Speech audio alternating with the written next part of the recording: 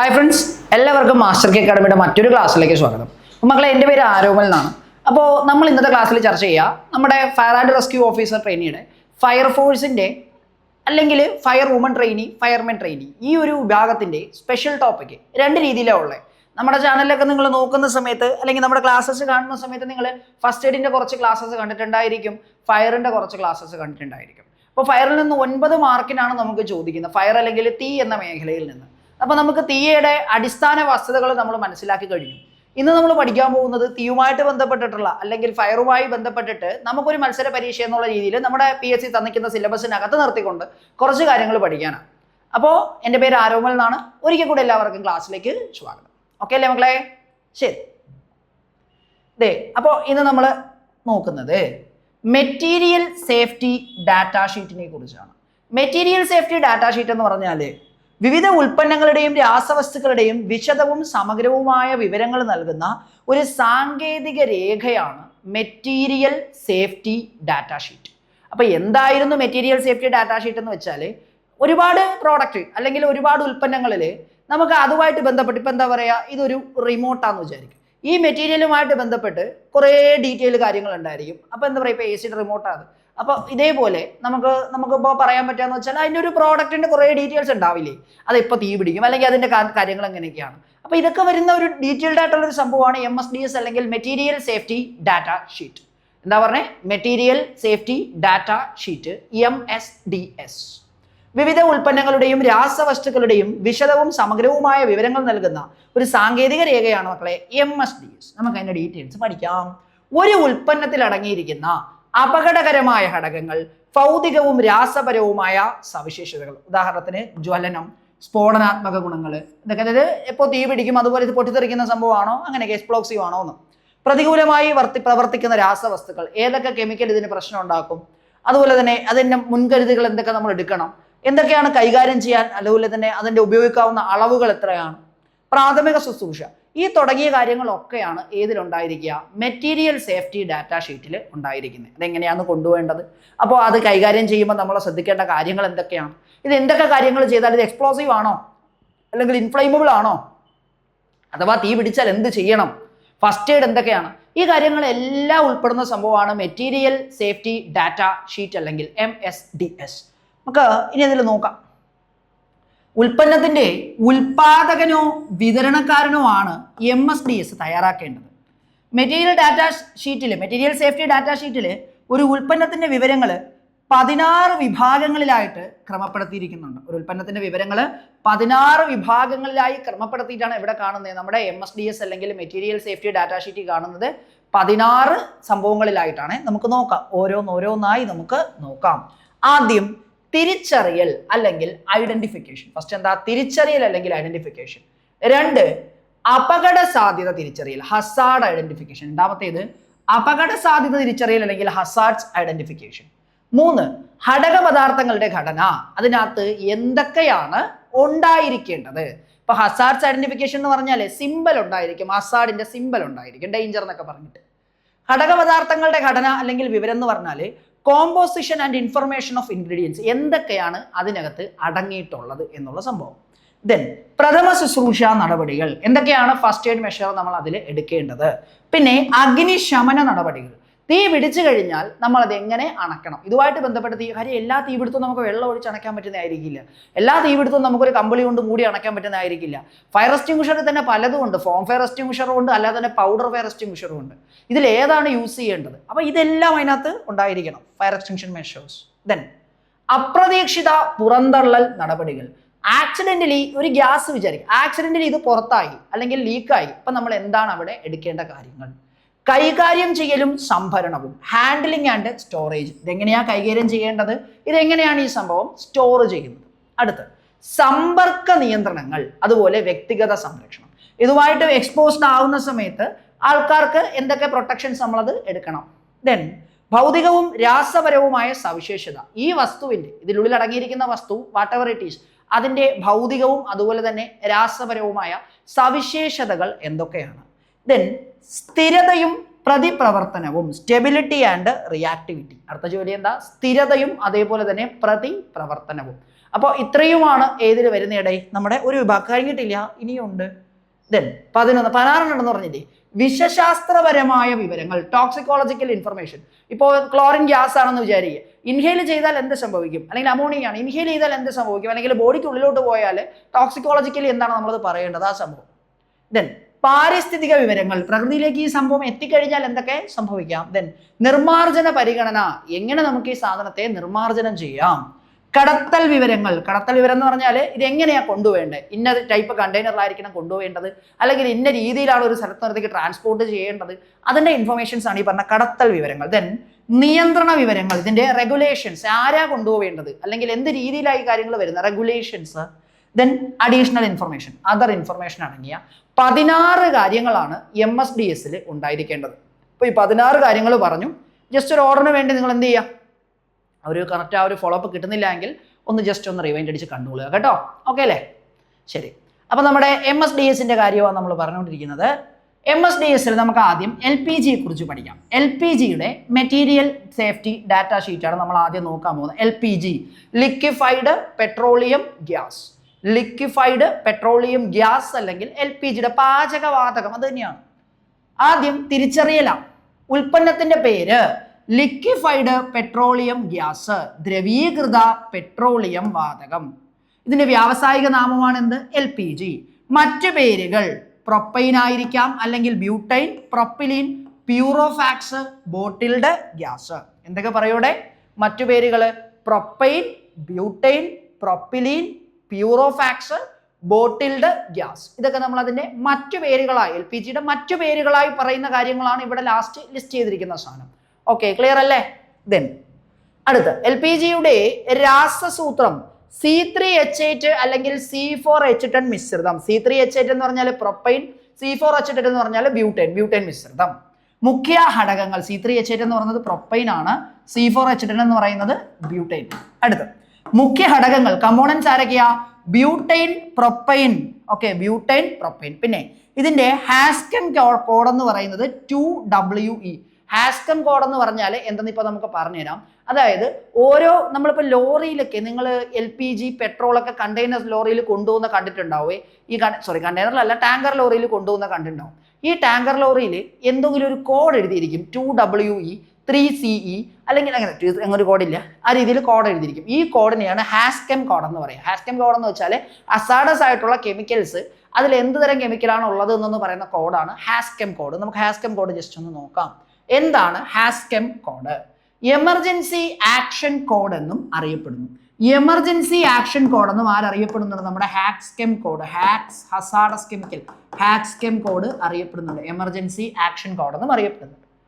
അപകടത്തിന്റെ, അതായത് രാസവസ്തുക്കൾ കൊണ്ടുണ്ടാകുന്ന അപകടത്തിന്റെ പ്രാരംഭഘട്ടത്തിലോ, രാസവസ്തുക്കൾ കൊണ്ടുണ്ടാകുന്ന അപകടത്തിന്റെ പ്രാരംഭഘട്ടത്തിലോ തീപിടുത്തമോ ചോർച്ചയോ തുടങ്ങിയവ ഉണ്ടായാൽ സ്വീകരിക്കേണ്ട നടപടികളെ കുറിച്ചുള്ള വിവരങ്ങൾ നൽകുന്ന സംവിധാനമാണ് ഏത്? ഹാസ്കം കോഡ്.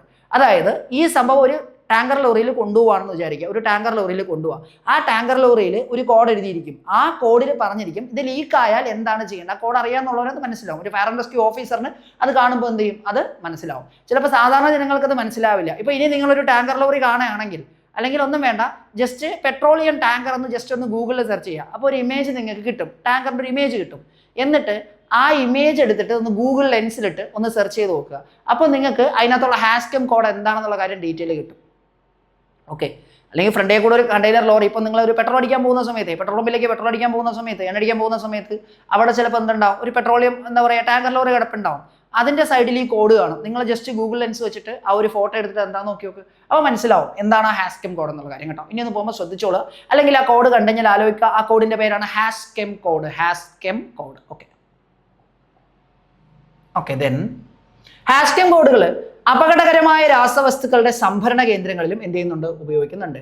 അപകടമുണ്ടായാൽ വേഗത്തിൽ നടപടിയെടുക്കാൻ നമ്മളെ ഹാസ്കം കോഡ് എന്ത് ചെയ്യും? സഹായിക്കും. അപകടം ഉണ്ടായിക്കഴിഞ്ഞാൽ വേഗത്തിൽ നടപടിയെടുക്കാൻ നമ്മൾ ആര് സഹായിക്കും? ഈ പറഞ്ഞ ഹാസ്കം കോഡ് സഹായിക്കും. ഓക്കെ, ദെൻ ഹാസ്കം കോഡ് എങ്ങനെയാണ് വായിക്കേണ്ടത്?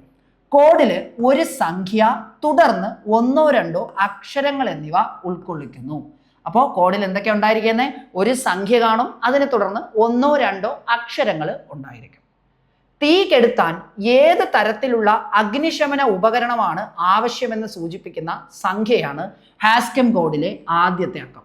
അപ്പോൾ ആദ്യത്തെ അക്കം ഇപ്പോൾ 2WE എന്ന് പറയുന്നതാണ് നമ്മുടെ LPGയുടെ ഹാസ്കം കോഡ്. അല്ലെ 2 എന്ന് പറയുന്നത് ഏത് തരത്തിലുള്ള ഫയർ എക്സ്റ്റിംഗ്വിഷറാണ് നമ്മൾ തീ കെടുത്താനായിട്ട് ഉപയോഗിക്കുന്നത്, ഏത് തരത്തിലുള്ള അഗ്നിശമന ഉപകരണമാണ് തീ കെടുത്താൻ ആവശ്യം എന്ന് നോട്ട് ചെയ്തിരിക്കുന്നതാണ് ഏത്? നമ്മുടെ ഈ പറഞ്ഞ ആദ്യത്തെ അക്കം.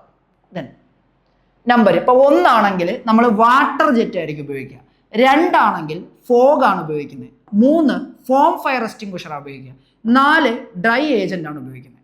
അപ്പൊ നമ്പർ ഇപ്പോൾ 1 ആണ്. ഇപ്പോൾ 1WE എന്ന് കൊടുത്തു കഴിഞ്ഞാൽ അവിടെ വാട്ടർ ജെറ്റാണ് നമ്മൾ ഉപയോഗിക്കുന്നത്. 2WE എന്ന് പറഞ്ഞാൽ തീ ലീക്കായി തീ അണച്ചാൽ നമ്മൾ ഫോഗ് ആണ് ഉപയോഗിക്കുക. ദെൻ അല്ല 3 ആണ് കൊടുത്തിരിക്കുന്നെങ്കിൽ ഫോം ആണ് ഉപയോഗിക്കുന്നത്. Then 4 dry agent. അപ്പൊ ഫോഗും ഫോമും ഡ്രൈ ഏജന്റും വാട്ടർ ജെറ്റും എന്താണെന്ന് നമ്മൾ വരുന്ന ക്ലാസ്സിൽ നമ്മൾ ചർച്ച ചെയ്യും കേട്ടോ.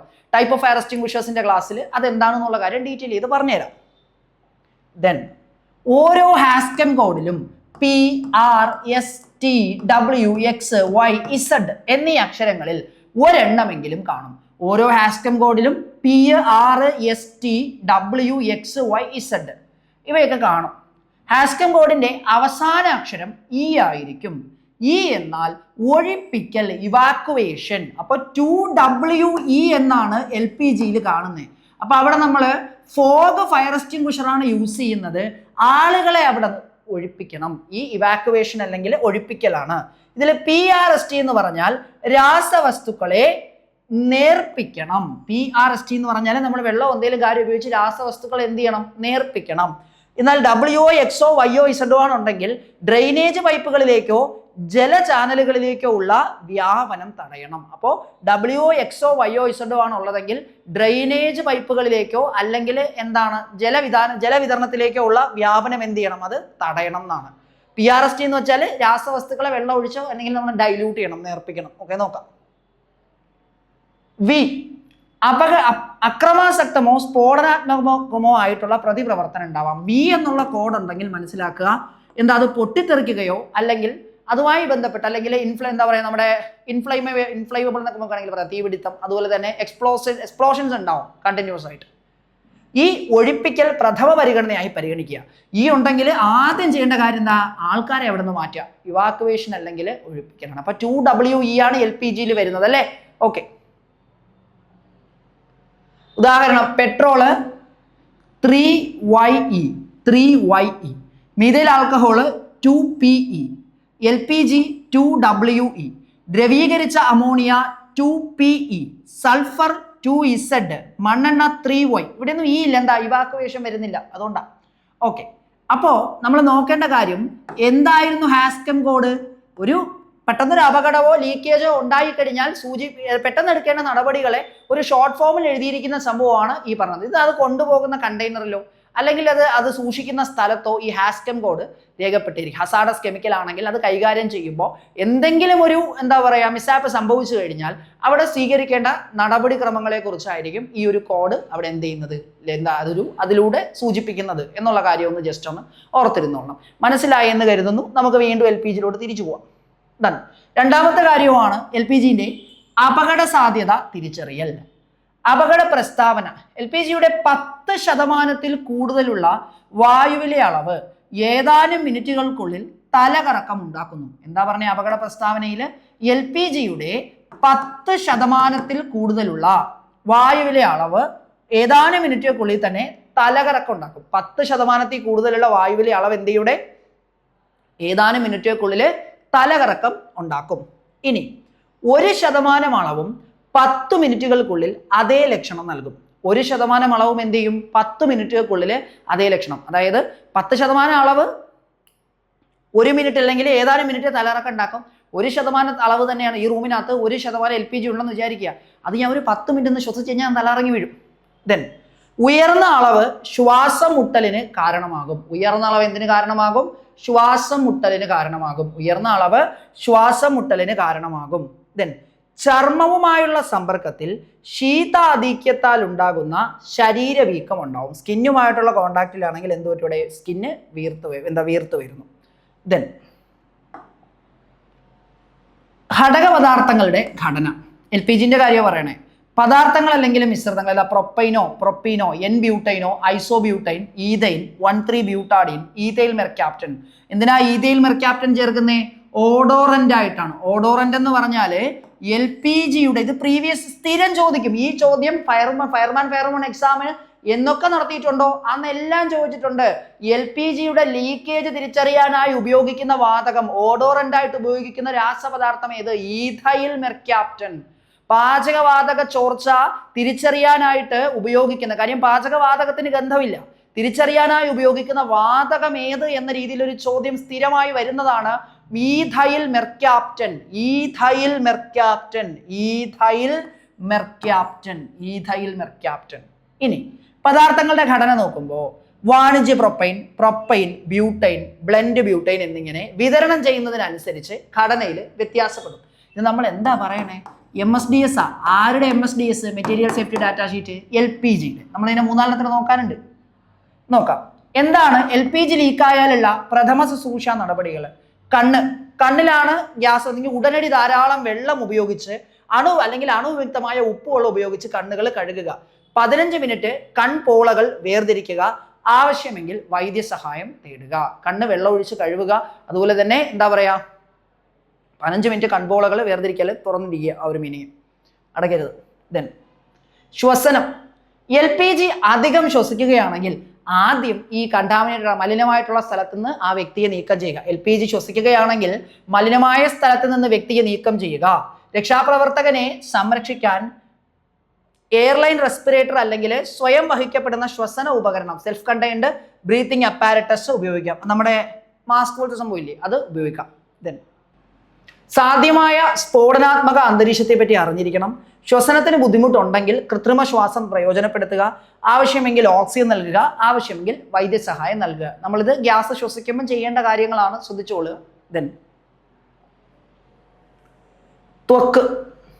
സ്കിന്നിലാണ് കോണ്ടാക്ട് വരുന്നതെങ്കിൽ മലിനമായ വസ്ത്രങ്ങൾ നീക്കം ചെയ്യുക. ബാധിത പ്രദേശങ്ങൾക്ക് ധാരാളം വെള്ളം ഉപയോഗിച്ച് 15 മിനിറ്റ് മൃദുവായി കഴുകുക. ഏതെങ്കിലും തരത്തിലുള്ള നേരിട്ടുള്ള ചൂട് അവിടെ പ്രയോഗിക്കരുത്, ചിലപ്പോൾ തീ പിടിക്കാൻ സാധ്യതയുണ്ട്. ഉടൻ തന്നെ വൈദ്യസഹായം തേടുക. ദെൻ എങ്ങനെയാണ് തീ അണക്കേണ്ടത്? അഗ്നിശമന നടപടികൾ. ഇവിടെ അഗ്നിശമന മാധ്യമം ഗ്യാസിന്റെ ഒഴുക്ക് കെടുത്തുന്നതാണ് സുരക്ഷിതമെങ്കിൽ സിലിണ്ടറിന്റെ അല്ലെങ്കിൽ ടാങ്കിന്റെ വാൽവ് പതുക്കെ അടച്ച് ഒഴുക്ക് തടയുക. അപ്പൊ അഗ്നിശമനം, തീ പിടിച്ചുകൊണ്ടിരിക്കും. അപ്പൊ ആദ്യം ചെയ്യേണ്ടത് എന്താ? നമുക്ക് ആ ഒരു സോഴ്സ് കട്ട് ചെയ്ത് കഴിഞ്ഞാൽ അല്ലെങ്കിൽ ഇന്ധനം കട്ട് ചെയ്ത് കഴിഞ്ഞാൽ തീ കത്തുന്ന നിൽക്കുമല്ലോ, എന്താ പറയുക, സ്റ്റാർവേഷൻ എന്ന് പറയും. അത് പിന്നീട് നമ്മൾ പഠിക്കും. അപ്പോൾ ആ സംഭവം തന്നെ, ഇന്ധനത്തെ നമ്മൾ എന്ത് ചെയ്യുക? കട്ട് ചെയ്യുക. അപ്പോൾ ഗ്യാസിന്റെ വാൽവ് അടയ്ക്കാൻ പറ്റുമെങ്കിൽ അടച്ചു വെക്കുക. ഓക്കെ, അത് എപ്പോഴും അത് പോസിബിൾ ആവണമെന്നില്ല. ദെൻ പദാർത്ഥത്തിൽ നിന്നോ മിശ്രിതത്തിൽ നിന്നോ ഉണ്ടാവുന്ന അപകടമാണെങ്കിൽ എൽ പി ജി അങ്ങേയറ്റം കത്തുന്ന വാതകമായതിനാൽ കൈകാര്യം ചെയ്യുമ്പോൾ സിഗരറ്റ്, തുറന്ന തീജ്വാലകൾ, മൊബൈൽ ഫോണുകൾ, തീപ്പൊരി ഉണ്ടാക്കുന്ന സ്വിച്ച് ഉപകരണങ്ങൾ തുടങ്ങിയ ജ്വലന ഉറവിടങ്ങൾ, സ്പാർക്ക് ഉണ്ടാക്കുന്ന എന്ത് സംവിധാനവും എന്ത് ചെയ്യുക? ഒഴിവാക്കുക. സ്പാർക്ക് ഉണ്ടാക്കാൻ സാധ്യതയുള്ള എന്തും അവിടെ എന്ത് ചെയ്യണം? നമ്മൾ ഒഴിവാക്കണം, വർജിക്കണം. ദെൻ അഗ്നിശമന സേന അംഗങ്ങൾക്കുള്ള ഉപദേശം. സിലിണ്ടറിലെ ആന്തരിക മർദ്ദം ജ്വലന മിശ്രിതം രൂപപ്പെടുത്തുകയും സാധ്യത സൃഷ്ടിക്കുകയും ചെയ്യും. തീയിൽ തുറന്നിരിക്കുന്ന സിലിണ്ടറുകൾ അല്ലെങ്കിൽ കണ്ടെയ്നറുകൾ സുരക്ഷിതമായി വെള്ളം ഉപയോഗിച്ച് എന്ത് ചെയ്യുക? തണുപ്പിക്കുക. നിങ്ങൾ ഈ ഫയർമാൻ സിനിമ കണ്ടിട്ടുണ്ടെങ്കിൽ അത് മനസ്സിലാവും. അതിനകത്ത് ആ കണ്ടെയ്നർ തണുപ്പിക്കാനായിട്ട്, പ്രഷർ മൗണ്ട് ചെയ്തിരിക്കുന്ന കണ്ടെയ്നർ തണുപ്പിക്കാനായിട്ട് 2 വശത്തു നിന്ന് വെള്ളം ഇങ്ങനെ സ്പ്രേ ചെയ്തുകൊണ്ടേയിരിക്കും കണ്ടെയ്നർ തണുപ്പിക്കാൻ വേണ്ടിയിട്ട്. ദെൻ ചൂടുള്ളതായി തോന്നുന്ന സിലിണ്ടറുകളെയോ പാത്രങ്ങളെയോ സമീപിക്കരുത്. എന്തെന്നാൽ പദാർത്ഥം വായുവിൽ സ്ഫോടനാത്മക മിശ്രിതങ്ങൾ ഉണ്ടാക്കാൻ കഴിവുണ്ട്. അതായത് ഇതിന് വായുവിൽ സ്ഫോടനാത്മകമായിട്ടുള്ള മിശ്രിതങ്ങൾ ഉണ്ടാക്കാൻ കഴിവുണ്ട്, പൊട്ടിത്തെറിക്കും. അതുകൊണ്ട് അടുത്തോട്ട് പോകരുത്. കാര്യം ഗ്യാസ് തീ പടർന്നതിന് ശേഷം ആ സിലിണ്ടർ പൊട്ടിത്തെറിക്കും, സിലിണ്ടർ ബ്ലാസ്റ്റ് ചെയ്യും. ഓക്കെ, 27 അപ്രതീക്ഷിത പുറന്തള്ളൽ നടപടികൾ. നമ്പർ മറുപടി 6 അപ്രതീക്ഷിത പുറന്തള്ളൽ നടപടികൾ. വ്യക്തിഗത മുൻകരുതലുകൾ, അതായത് പെട്ടെന്ന് ലീക്കൗട്ടായി കഴിഞ്ഞാൽ സംരക്ഷിത ഉപകരണങ്ങൾ. ഓക്കെ, അടിയന്തര നടപടികൾ. സിലിണ്ടർ ചോർന്നാൽ പ്രദേശവാസികൾ എന്ത് ചെയ്യുക? ഒഴിപ്പിക്കുക. നിർമ്മാതാവിന്റെ അല്ലെങ്കിൽ വിതരണക്കാരനെ ചോർച്ചയുടെ വിവരം അറിയിക്കുക. വ്യക്തിഗത സംരക്ഷണത്തിനുള്ള ഉപകരണങ്ങൾ, PPE പോലെയുള്ള സംഭവങ്ങൾ ഉപയോഗിക്കുക. അപ്പോൾ നിങ്ങൾ ആ ഒരു ഫയർമാൻ സിനിമയിൽ തന്നെ അത് കണ്ടാൽ മനസ്സിലാവും. ആ ഒരു ഫയർ സേഫ്റ്റി ഡ്രസ് ഉണ്ട്, ആ സേഫ്റ്റി ഡ്രസ് ഇട്ടാണ് നിൽക്കേണ്ടത്. ദെൻ പാരിസ്ഥിതിക മുൻകരുതലുകൾ. അഴുക്കുചാലുകൾ, ബേസ്മെന്റുകൾ, വർക്ക് പിറ്റുകൾ അല്ലെങ്കിൽ പദാർത്ഥം അടിഞ്ഞുകൂടുന്നത് അപകടകരമായേക്കാവുന്ന ഏതെങ്കിലും സ്ഥലത്തേക്ക് പ്രവേശിക്കുന്നത് എന്ത് ചെയ്യുക? തടയുക. ദെൻ വൃത്തിയാക്കൽ രീതി. അപകട സാധ്യത കുറയുന്നുവെങ്കിൽ പദാർത്ഥത്തിന്റെ ഒഴുക്ക് എന്ത് ചെയ്യുക? നിർത്തുക. ഒഴുക്ക് നിർത്തുക.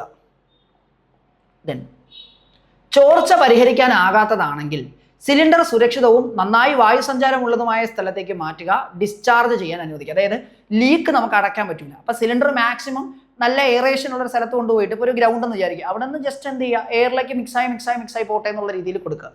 ദെൻ ചോർന്നതോ ഒഴുകിയതോ ആയ ദ്രാവകം ബാഷ്പീകരിക്കപ്പെടുന്നത് വരെ പ്രദേശം ഒഴിപ്പിക്കുക. അതായത് ഈ ദ്രാവകം ലീക്കഡ് ആയിട്ടുള്ള ഈ ഒരു ദ്രാവകം പൂർണ്ണമായും വേപ്പറൈസ്ഡ് ആയിട്ട് പോകുന്നത് വരെയും എന്ത് ചെയ്യുക? ഈ ചുറ്റുമുള്ള ആൾക്കാരെ ഒഴിപ്പിക്കുക. ദെൻ ജ്വലന സ്രോതസ്സുകളിൽ നിന്ന് ഒഴിവായി നിൽക്കുകയും വേണം. LPGയുടെ കാര്യമോ പറയണേ. ദെൻ കൈകാര്യം ചെയ്യലും സംഭരണവും. ഉപയോഗിക്കുന്നതിന് മുമ്പ് ഉൽപ്പന്ന ലേബൽ ശ്രദ്ധാപൂർവം വായിക്കുക. കണ്ണ്, ശ്വാസകോശം എന്നിവയ്ക്ക് അപകടം ഒഴിവാക്കാൻ സുരക്ഷിതമായ രീതികൾ അവലംബിക്കുക. വ്യക്തിപരമായി ശുചിത്വം പാലിക്കുക. മലിനമായ പ്രദേശങ്ങളിൽ ഭക്ഷണം കഴിക്കുന്നതും മദ്യപിക്കുന്നതും പുകവലിക്കുന്നതും നിരോധിക്കുക. ഇതൊക്കെ എന്തിയോടെ ഈ സംഭവമായിട്ട് ചേർന്ന് ഒന്നുകിൽ ഹെൽത്ത് ഇഷ്യൂസ് ഉണ്ടാക്കാനോ അല്ലെങ്കിൽ ബ്ലാസ്റ്റിങ്ങിനോ തന്നെ കാരണം ആയേക്കാം. ദെൻ സമ്പർക്ക നിയന്ത്രണങ്ങളും വ്യക്തിഗത സുരക്ഷയും. ചോർന്ന വാതകത്തിന്റെ ശ്വസനം ഒഴിവാക്കുക. നന്നായി വായു സഞ്ചാരമുള്ള സ്ഥലങ്ങളിലേക്ക് മാറുക. ശ്വസന സാധ്യത നിലനിൽക്കുന്നിടത്ത് mechanical explosion proof extraction ventilation നിർദ്ദേശിക്കുക. അതായത് അതിൻ്റെ ഒരു പ്രോട്ടോകോൾ ഉണ്ട്, mechanical explosion proof extraction ventilation എന്ന് പറയുന്നത് ആ ഒരു പ്രോപ്പർ ആയിട്ടുള്ള ഒരു വായു സഞ്ചാരം ലഭിക്കുന്നതിന് വേണ്ടിയിട്ടാണ്. ദെൻ സുരക്ഷാ ഗ്ലൗസുകൾ ധരിച്ചുകൊണ്ട് ഗ്ലാസുകൾ ധരിച്ചുകൊണ്ട് നേത്ര സംരക്ഷണം ഉറപ്പാക്കുക. കണ്ണ് പ്രൊട്ടക്റ്റിനായിട്ട് ഗ്ലാസ് വെക്കുക. ഞാൻ പറഞ്ഞില്ലേ ആ ഒരു യൂണിഫോം പോലത്തെ ഒരു സംഭവം ധരിക്കണം. ദെൻ ഇൻസുലേറ്റഡ് അല്ലെങ്കിൽ തുകൽ കയ്യുറകൾ ധരിച്ച് ചർമ്മ സംരക്ഷണം ഉറപ്പാക്കണം. ശരീരം മുഴുവൻ സംരക്ഷിക്കുന്ന PPE വസ്ത്രങ്ങൾ, അതായത് പേഴ്സണൽ പ്രൊട്ടക്ഷൻ ആണ്. അതുകൊണ്ട് എന്ത് ചെയ്യുക? അത് ധരിക്കുക. ദെൻ ഭൗതികവും ഞാൻ പറഞ്ഞില്ലേ MSDS ഉണ്ടായിരിക്കുന്ന അത്രയും സംഭവങ്ങളെ പറ്റിയാണ് പറയണേ. ഭൗതികവും രാസപരവുമായ സവിശേഷതകൾ. നിറം. LPG ഒരു നിറമില്ലാത്ത വാതകമാണ്. ഗന്ധം. LPG എന്താണ്? ഒരു ഗന്ധവും ഇല്ലാത്ത വാതകമാണ്. അപ്പോൾ വാതകത്തിന്റെ സാന്നിധ്യത്തെക്കുറിച്ച് മുന്നറിയിപ്പ് നൽകുന്നതിന് ഒരു പ്രത്യേക ഗന്ധം നൽകാൻ നിർദ്ദിഷ്ട അളവിൽ ഈഥൈൽ മെർക്യാപ്റ്റൻ. ഏതാ ചേർക്കുന്നേ? ഈഥൈൽ മെർക്യാപ്റ്റൻ എന്ന പദാർത്ഥം എന്തിലൂടെ ചേർക്കും? ഈഥൈൽ മെർക്യാപ്റ്റൻ എന്ന പദാർത്ഥം ചേർക്കും. ഇത് പ്രീവിയസ്ലി ഒരുപാട് തവണ ചോദിച്ചു. ഞാൻ തന്നെ കുറച്ച് മുന്നേ പറഞ്ഞോളൂ, ശ്രദ്ധിച്ചോളൂ. ജ്വലനക്ഷമത. അങ്ങേയറ്റം കത്തുന്നതാണ്. തിളനില -42°C മുതൽ 0° വരെ ഇത് ബോയിലിംഗ് പോയിന്റ് കത്തും. ഫ്ലാഷ് പോയിന്റ് -104°C മുതൽ -60 വരെയാണ്. ദ്രവണാങ്കം melting point -188°C. Auto ignition temperature -410 മുതൽ 580°C. ഇത് ഓട്ടോ സ്വയം തീ പിടിച്ചോളൂ. ഉയർന്ന സ്ഫോടനാത്മക പരിധി 8.86% പൊട്ടിത്തെറിക്കുന്നത്. കുറഞ്ഞ സ്ഫോടനാത്മക പരിധി 1.81%. ലയത്വം. ജലത്തിൽ ചെറുതായി ലയിക്കുന്നു. നീരാവിയുടെ സാന്ദ്രത അല്ലെങ്കിൽ ആ ഒരു ഡെൻസിറ്റി ഡെൻസിറ്റി 1.5 kg/m3 ആണ്. ഇതാ ഗ്യാസ് കുറ്റിയുടെ പുറത്ത് എഴുതിയിരിക്കും, നോക്കിക്കോളുക. ദെൻ സ്ഥിരതയും പ്രതിപ്രവർത്തനവും. നിർദ്ദേശിക്കുന്ന സംഭരണ വ്യവസ്ഥകളിൽ സ്ഥിരതയുണ്ട്. പോളിമറൈസേഷൻ സംഭവിക്കില്ല. നിർദ്ദേശിക്കുന്ന സംഭരണ വ്യവസ്ഥകളിൽ സ്ഥിരതയുണ്ട്. പോളിമറൈസ്ഡ് ആവത്തില്ല. തീപ്പൊരി, ജ്വാല, തുറന്ന ജ്വാലകൾ, മറ്റ് ജ്വലന ഉറവിടങ്ങൾ എന്നിവ ഒഴിവാക്കുക. ഓക്സിഡൈസിങ് ഏജന്റുകൾ, ആസിഡുകൾ, റബ്ബർ ഫ്ലെക്സിബിൾ ഹോസുകൾ എന്നിവയുമായി പൊരുത്തപ്പെടില്ല. ഓക്കെ, അപ്പൊ ഇത് എന്തൊക്കെയാണ്? ആസിഡുകൾ, റബ്ബർ ഫ്ലെക്സിബിൾ ഫോഴ്സുകൾ എന്നിവയുമായിട്ട് പൊരുത്തപ്പെടില്ല. ഓക്സിഡൈസിങ് ഏജന്റുകളുമായിട്ടും ഇവ ഒഴിവാക്കുക. സാധാരണ ലോഹങ്ങളുമായി പൊരുത്തപ്പെടും. അപകടകരമായ ഉൽപ്പന്നങ്ങൾ രൂപപ്പെടുത്താൻ പദാർത്ഥം വിഘടിക്കില്ല. അത് രൂപപ്പെടുത്താനായിട്ട് കെമിക്കൽ ഡിവൈഡ് ചെയ്ത് പോകത്തില്ല. ദെൻ വിഷശാസ്ത്രപരമായ വിവരങ്ങൾ. അമിതമായ സമ്പർക്കം, തലകറക്കം, മയക്കം, ബലഹീനത, ക്ഷീണം, ശ്വസന ബുദ്ധിമുട്ടുകൾ, അതുപോലെ അബോധാവസ്ഥ എന്നിവയ്ക്ക് കാരണമാവും. ആരുടെ? LPGയുമായിട്ടുള്ള അമിതമായ സമ്പർക്കം എന്തിനൊക്കെ കാരണമാവൂടെ? തലകറക്കം, മയക്കം, ക്ഷീണം, അതേപോലെ തന്നെ എന്താ പറഞ്ഞേ? ബലഹീനത, ശ്വസന ബുദ്ധിമുട്ട്, അബോധാവസ്ഥ എന്നിവയ്ക്ക് കാരണമാകും. ദെൻ പാരിസ്ഥിതിക വിവരങ്ങൾ. അന്തരീക്ഷത്തിലേക്ക് തുറന്നു വിടുമ്പോൾ LPG പെട്ടെന്ന് ബാഷ്പീകരിക്കപ്പെടും. പ്രത്യേകിച്ച് പാരിസ്ഥിതിക നാശനഷ്ടങ്ങളൊന്നും സംഭവിക്കുന്നില്ല. മുകളിലേക്ക് വേപ്പറൈസ്ഡ് പോകും. നിർമ്മാർജ്ജന പരിഗണന. LPG സിലിണ്ടറുകൾ ആവശ്യമില്ലാത്തപ്പോൾ സിലിണ്ടറിൽ സ്റ്റാമ്പ് ചെയ്ത ഉടമസ്ഥാവകാശ സ്ഥാപനത്തിന് തിരികെ നൽകണം. LPG സിലിണ്ടർ ആവശ്യമില്ല എങ്കിൽ എന്ത് ചെയ്യുക? അത് എവിടെ നിന്നാണോ നമ്മൾ ആ LPG സിലിണ്ടർ വാങ്ങുന്നത്, ആ ഒരു കമ്പനി ഉണ്ടല്ലോ, ഇപ്പോൾ ഏതെങ്കിലും ഒരു ഗ്യാസ് കമ്പനി, ഭാരത് പെട്രോളിയം ആയിരിക്കാം, അല്ലെങ്കിൽ ഇന്ത്യൻ ഓയിലിൻ്റെ ആയിരിക്കാം, ഓരോന്നിനും അവരുടേതായിട്ടുണ്ട്, അങ്ങോട്ട് തിരിച്ചു കൊടുക്കുക. കടത്തൽ വിവരങ്ങൾ. ശരിയായ ഷിപ്പിംഗ് പേര് ദ്രവീകരിച്ച പെട്രോളിയം ഗ്യാസ്. ശരിയായ ഷിപ്പിംഗ് എങ്ങനെയാണെന്നുണ്ടെങ്കിൽ എന്താ ലിക്വിഫൈഡ് പെട്രോളിയം ഗ്യാസ് LPG എന്ന് എഴുതിയേക്കും. നമ്മുടെ എന്താ പറയുക ടാങ്കറിൽ നോക്കുക.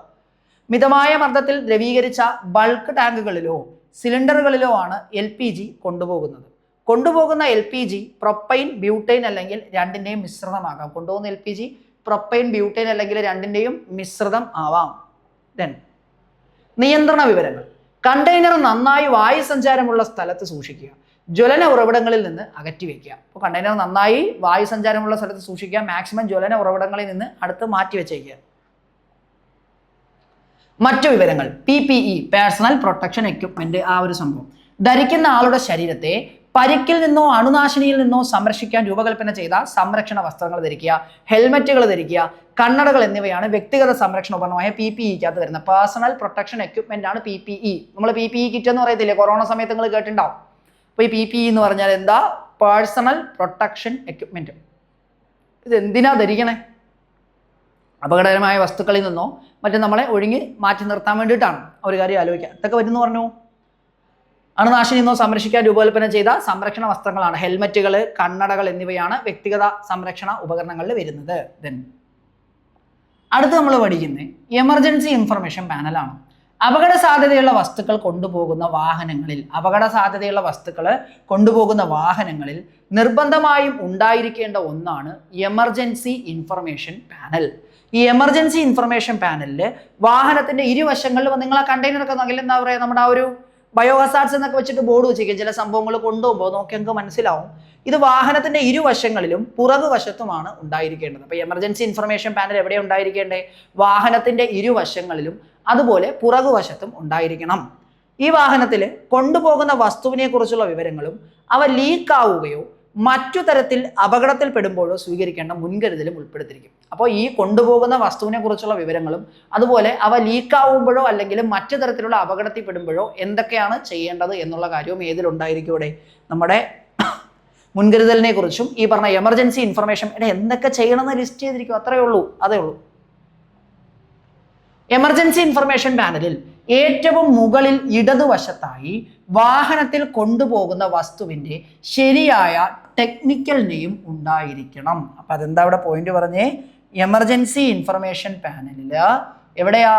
ഏറ്റവും മുകളിൽ ഇടതുവശത്തായി വാഹനത്തിൽ കൊണ്ടുപോകുന്ന വസ്തുവിൻ്റെ ശരിയായ ടെക്നിക്കൽ നെയിം ഉണ്ടാകണം. തൊട്ട് താഴെ വസ്തുവിൻ്റെ UN നമ്പർ, അതിന് താഴെ ഹാസ്കെം കോഡ്, അതിനും താഴെയായി അടിയന്തര സാഹചര്യത്തിൽ ബന്ധപ്പെടേണ്ട ഫോൺ നമ്പറുകൾ. അപ്പം നിങ്ങൾ നോക്കുക എന്തൊക്കെയാണ് അവിടെ ഉണ്ടായിരിക്കേണ്ടതെന്ന്. ആ വസ്തുവിൽ നൽകിയിട്ടുള്ള ക്ലാസ് ലേബൽ, അതിന് താഴെ സ്പെഷ്യലിസ്റ്റ് അഡ്വൈസ് എന്നിവയൊക്കെ ഉണ്ടായിരിക്കും. അതായത് ഫോൺ നമ്പർ ഉണ്ടാവും. വലതുവശത്തായിട്ട് ആ വസ്തുവിന് നൽകിയിട്ടുള്ള ക്ലാസ്, അത് ഫയർ ക്ലാസ് ആയി തീ പിടിക്കുന്നതുമായി ബന്ധപ്പെട്ടിട്ടാണ്. ഇതിന് അതുപോലെ തന്നെ സ്പെഷ്യലിസ്റ്റ് ആയിട്ടുള്ള അഡ്വൈസ്, ഈ കാര്യങ്ങളൊക്കെ എന്ത് ചെയ്യും? ആ ഒരു ഇടതുകൊണ്ട് ലോറിയിൽ കൊണ്ടുപോകുന്നതിൽ അതിൻ്റെ ഫ്രണ്ടിലും രണ്ട് വശങ്ങളിലും പുറകുവശത്തും ഇത് ലിസ്റ്റഡ് ആയിരിക്കണം. ഇനി ഏതെങ്കിലും ടാങ്കർ ലോറിയുടെ ബാക്കിൽ നിന്ന് പോകുന്ന സമയത്ത് എന്താ പറയുക, നമ്മുടെ ഫാസ്റ്റ് ആൻഡ് ഫ്യൂരിയസും ഫൈനൽ ഡെസ്റ്റിനേഷനും ഒന്നും ഓർമ്മിക്കാതെ ഈ ഒരു കാര്യം കൂടി ഇടയ്ക്ക് ഓർമ്മിക്കാനായിട്ട് ശ്രമിക്കുക. ഇങ്ങനെ എന്തെങ്കിലും എഴുതി വെച്ചിട്ടുണ്ടോ എന്ന് നോക്കാനായിട്ട് കേട്ടോ. ഓക്കെ, അടുത്ത TREM card, transport emergency card. എന്താ TREM card? Transport emergency card. Transport ചെയ്യുമ്പോഴുണ്ടാകുന്ന ലീക്ക്, തീപിടുത്തം, മറ്റു തരത്തിലുള്ള ആപത്തിനെ നേരിടാനുള്ള ഫസ്റ്റ് എയ്ഡ് തുടങ്ങിയവ ഉൾക്കൊള്ളുന്ന ലഘു വിതരണ രേഖയാണ് ട്രെം കാർഡ്. എന്താണ് TREM card? Transport emergency card. TREM card എന്താ പറഞ്ഞേ?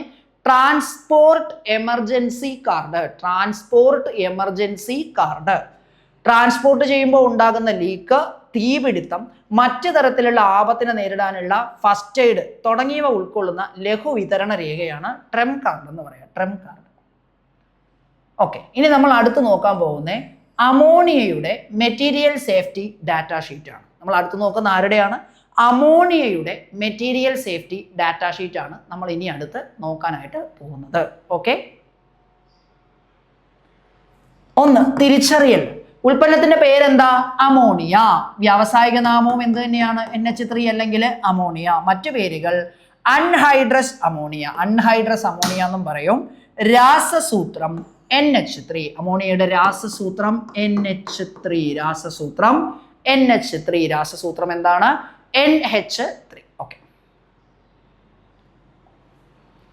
അമോണിയ ശരിക്കും പറഞ്ഞാൽ ഒരുപാട് എന്താ പറയുക ഈ ഫാക്ടറികളിലും മറ്റുമൊക്കെ ആയിട്ടൊക്കെ ഉപയോഗിക്കും. പിന്നെ അതുപോലെ നമ്മുടെ ഈ പാലൊക്കെ പ്രോസസ്സ് ചെയ്യുമ്പോഴേ തണുപ്പിക്കാനായിട്ട് അമോണിയ ഉപയോഗിക്കും. അതായത് നമ്മുടെ ഈ പാസ്ചറൈസേഷൻ ഒക്കെ ചെയ്തതിനു ശേഷം പാല് പെട്ടെന്ന് തണുപ്പിക്കാനായിട്ട് പാലിൻ്റെ അകത്തൂടെ അമോണിയ കടത്തി വിടത്തില്ല, ഈ പാല് ഒരു ചേമ്പറിൽ കൂടെ കടത്തി വിടും, ആ ട്യൂബിൻ്റെ പുറത്ത് അമോണിയ കൊടുക്കും. ഞാനൊരു പ്ലാന്റിൽ പോയിട്ട് സ്കൂളിൽ പഠിക്കുന്ന സമയത്ത് അതിൻ്റെ ഒരു പ്ലാന്റ് വിസിറ്റ് ചെയ്തിട്ടുണ്ട്, മിൽമയുടെ ഒരു പ്ലാന്റ് വിസിറ്റ് ചെയ്തിട്ടുണ്ട്. ആ സമയത്ത് ഞാൻ ഈ സംഭവം കണ്ടിട്ടുണ്ട്, പാല് തണുപ്പിക്കുന്ന ആ ഒരു പ്രോസസ്സ്.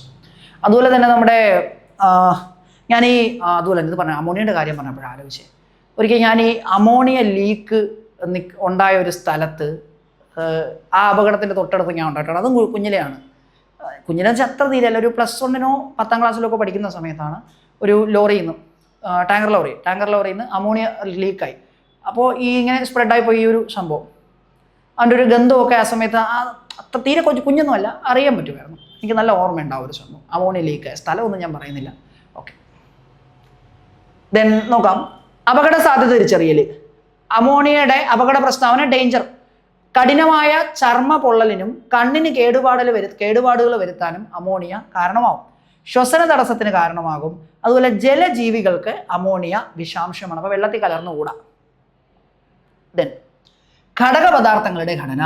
പ്രധാന ഘടകപദാർത്ഥം ആര് തന്നെയാണ്? അൺഹൈഡ്രസ് അമോണിയയാണ്. പദാർത്ഥത്തിന്റെ തൂക്കം അനുസരിച്ചിട്ടാണ് ഇത് കണക്കാക്കുന്നത്, വെയിറ്റ്. ദെൻ പ്രഥമ ശുശ്രൂഷ നടപടികൾ നോക്കാം. കണ്ണിലാകുന്നതിന് നമുക്ക് ആദ്യം തന്നെ പറയാം, ശുദ്ധജലം ഉപയോഗിച്ച് കഴുകുക എന്നുള്ളത് തന്നെയാണ് നമുക്ക് നോർമലി ഒരു പ്രോസസ്സ് വരിക. 15 മിനിറ്റോളം ശുദ്ധജലം ഉപയോഗിച്ച് ശ്രദ്ധാപൂർവ്വം കഴുകുക. കോണ്ടാക്ട് ലെൻസുകൾ ഉപയോഗിക്കുന്നവർ അത് നീക്കം ചെയ്തതിന് ശേഷം വേണം വെള്ളം ഉപയോഗിച്ച് കഴുകുക. കോണ്ടാക്ട് ലെൻസ് ഉള്ളവർ ആ ലെൻസ് എടുത്ത് മാറ്റി വെച്ച് അത് നീക്കം ചെയ്തതിന് ശേഷം കഴുകുക. 5% ബോറിക് ആസിഡ് ലായനി ഉപയോഗിച്ചും കണ്ണുകൾ കഴുകാം. ബോറിക് ആസിഡ് നമുക്ക് മെഡിസിനിലൊക്കെ വാങ്ങാൻ കിട്ടും. ബോറിക് ആസിഡ് ലായനി ഉപയോഗിച്ച് നമുക്ക് കണ്ണുകൾ കഴുകാം. തുടർന്ന് വെള്ളം ഉപയോഗിച്ച് കഴുകുക. ആവശ്യമെങ്കിൽ വൈദ്യസഹായം തേടുക. അടുത്ത് ശ്വസനം. അമോണിയ ശ്വസിച്ച ഒരു വ്യക്തിയെ ഉടൻ തന്നെ മലിനീകരിക്കപ്പെട്ട സ്ഥലത്ത് നിന്ന് മാറ്റണം, അല്ലാതെ അവിടെ വലിച്ചു കയറ്റാൻ വേണ്ടി നിർത്തില്ല. അന്ന് നമ്മളൊക്കെ എവോക്കേറ്റ് ചെയ്ത് എനിക്ക് ഓർമ്മയുണ്ട്. ഓക്കെ, ശ്വസനം നിലച്ചെങ്കിൽ കൃത്രിമ ശ്വസനം ഉടൻ തന്നെ ആരംഭിക്കണം. ത്വക്ക്. മലിനമായ വസ്ത്രങ്ങൾ നീക്കം ചെയ്യുക.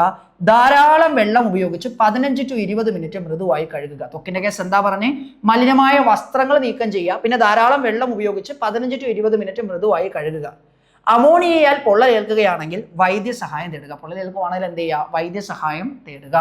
അടുത്ത വിഴുങ്ങിയാൽ, ഉള്ളിലോട്ട് പോയാൽ ദ്രാവക അൺഹൈഡ്രസ് അമോണിയ വിഴുങ്ങിയിട്ടുണ്ടെങ്കിൽ വെള്ളം ഉപയോഗിച്ച് വായ നന്നായി കഴുകുക. രോഗി ബോധാവസ്ഥയിലാണെങ്കിൽ ധാരാളം വെള്ളം കുടിപ്പിക്കുക.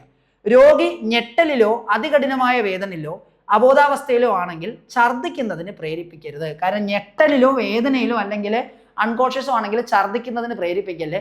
അങ്ങനെ ഛർദ്ദിച്ചു കഴിഞ്ഞാൽ ഈ ഛർദി എന്ത് പറ്റോടെ? ഇത് രോഗിയുടെ ശ്വാസകോശത്തിലേക്ക് കയറാൻ സാധ്യതയുണ്ട്. അങ്ങനെ ശ്വാസകോശത്തിൽ കയറി ചോക്കിംഗ് ഒന്ന് മരിച്ചു, അതുകൊണ്ടാണ് അങ്ങനത്തെ ഒരു സ്റ്റേറ്റ് വരും കേട്ടോ, അതുകൊണ്ടാണ് പറഞ്ഞേ. ദെൻ ഛർദി ആരംഭിക്കുകയാണെങ്കിൽ രോഗിയുടെ മുഖം താഴ്ത്തി ഇടുപ്പിന് താഴെയായി വെക്കുക. മുഖം താഴ്ത്തി ഇടുപ്പിന് താഴെയാക്കി വെക്കുക. അത് ഛർദിയെ ശ്വാസകോശത്തിലേക്ക് പ്രവേശിക്കുന്നത് തടയാനും കൂടുതൽ പരിക്കേൽക്കുന്നത് തടയാനും ചെയ്യും. അപ്പോൾ ജസ്റ്റ് ബെൻഡ് ചെയ്തിരുത്തുക, തല ബെൻഡ് ചെയ്തിരുത്തുക. അല്ലെങ്കിൽ ലങ്സിലോട്ട് കയറിപ്പോൾ ചോക്കിംഗ് ഒന്ന് ചത്തുപോകും കേട്ടോ. നമ്മുടെ ചോക്കിങ്ങിൻ്റെ ഡീറ്റെയിൽ ക്ലാസ് ഫസ്റ്റ് എയ്ഡിൽ പറയുന്നുണ്ട്, കേൾക്കുക. ദെൻ അഗ്നിശമന നടപടികൾ. അഗ്നിശമന മാധ്യമം. ലബോറട്ടറികളിൽ അഗ്നിശമന നടപടികൾ പാലിക്കുക. ജലസാമഗ്രികൾ അല്ലെങ്കിൽ ഉചിതമായ അഗ്നിശമന ഏജന്റുകൾ ഉപയോഗിക്കുക. ലബോറട്ടറികളിലെ അഗ്നിശമന നടപടികൾ പാലിക്കുക. ജലസാമഗ്രികൾ അല്ലെങ്കിൽ ഉചിതമായ അഗ്നിശമന ഏജന്റുകൾ ഉപയോഗിക്കുക. പദാർത്ഥങ്ങളിൽ നിന്നോ മിശ്രിതങ്ങളിൽ നിന്നോ ഉണ്ടാകുന്ന അപകടം. ജ്വലന ഉൽപ്പന്നങ്ങളിൽ കാർബൺ ഓക്സൈഡുകളോ മറ്റ് വിഷബാഷ്പങ്ങളോ ഉൾപ്പെട്ടേക്കാം, അപ്പോഴപകടം ഉണ്ടാവും. ദെൻ താപവിഘടനത്തിലൂടെ ഹാനികരമായ വാതകങ്ങളും ബാഷ്പങ്ങളും ഇതെന്ത് ചെയ്യും? പുറന്തള്ളും. ഇത് വീണ്ടും ഇതിനെ പുറത്തുവിടും. പൊടി ഉണ്ടാകുന്നത് ഒഴിവാക്കുക. വായുവിൽ ചിതറിക്കിടക്കുന്ന പൊടി ഒരു ജ്വലന സ്രോതസ്സിന്റെ സാന്നിധ്യത്തിൽ പൊട്ടിത്തെറിക്കാനും സാധ്യതയുണ്ട് അമോണിയ ലീക്ക് ആവുമ്പോൾ. ദെൻ അഗ്നിശമന സേനാംഗങ്ങൾക്കുള്ള ഉപദേശം. NIOSH അംഗീകൃത ശ്വസന സംരക്ഷണ ഉപകരണങ്ങൾ ഉപയോഗിക്കുക. അതായത് മാസ്ക് വെച്ചിട്ട് വേണം നിൽക്കാനായിട്ടാണ്. അപ്പോൾ അവർക്ക് മാസ്ക് ഉണ്ട് വെച്ചിട്ട് നിൽക്കുള്ളൂ. ഉൽപ്പന്ന കണ്ടെയ്നറുകൾ തീയിൽ നിന്ന് അകറ്റി വെക്കുക. ഉൽപ്പന്ന കണ്ടെയ്നറുകൾ എന്ത് ചെയ്യുക? തീയിൽ നിന്ന് അകറ്റി വെക്കുക. അല്ലെങ്കിൽ സ്പ്രേ പ്രൂഫ് ഉപകരണം ഉപയോഗിച്ച് തണുപ്പിച്ചുകൊള്ളുക. ദെൻ സ്പാർക്ക് പ്രൂഫ് ഉപകരണങ്ങളും സ്ഫോടന പ്രൂഫ് ഉപകരണങ്ങളും മാത്രമേ ഉപയോഗിക്കാവൂ, അല്ലെങ്കിൽ തീപിടുത്തം ഉണ്ടായേക്കാം. ദെൻ അപ്രതീക്ഷിത പുറന്തള്ളൽ നടപടികൾ. വ്യക്തിഗത മുൻകരുതലുകൾ, സംരക്ഷിത ഉപകരണങ്ങൾ, അടിയന്തര നടപടികൾ. നോക്കാം നമുക്ക്. സംരക്ഷണ ഉപകരണങ്ങൾ ഉപയോഗിക്കുക. എന്തുപയോഗിക്കുക? സംരക്ഷിത ഉപകരണങ്ങൾ ഉപയോഗിക്കുക. പൊടിയിൽ നിന്നുള്ള പരിണിത ഫലങ്ങളിൽ നിന്ന് രക്ഷ നേടാനായിട്ട് ശ്വസന സംരക്ഷണ ഉപകരണം, മാസ്ക് പോലെയുള്ളവ, ദെൻ ശരിയായ വായു സഞ്ചാരം ഉറപ്പുവരുത്തുക, മലിന അന്തരീക്ഷത്തിലുള്ളവരെ സുരക്ഷിത സ്ഥലങ്ങളിലേക്ക് മാറ്റുക. ദെൻ പാരിസ്ഥിതിക മുൻകരുതലുകൾ, അഴുക്കുചാലുകളിലും ജലപാതകളിലേക്കുമുള്ള ഈ ഒരു സംഭവത്തിന്റെ ഒഴുക്ക് തടയുക, വൃത്തിയാക്കൽ രീതി, ലബോറട്ടറി ക്രമീകരണങ്ങളിൽ രാസശുചിത്വ പദ്ധതി നടപടിക്രമങ്ങൾ പാലിക്കുക, പൊടിപടലങ്ങൾ അടിഞ്ഞുകൂടുന്നത് തടയുക. അത് അന്തരീക്ഷത്തിൽ ജ്വലന മിശ്രിതം ഉണ്ടാക്കിയിരിക്കും. എങ്ങനെയാ കൈകാര്യം ചെയ്യലും സംഭരണവും? കൈകാര്യം ചെയ്ത ശേഷം കൈകൾ വൃത്തിയായി കഴുകുക, ശരിയായ ശുചിത്വ മാർഗങ്ങൾ പാലിക്കുക.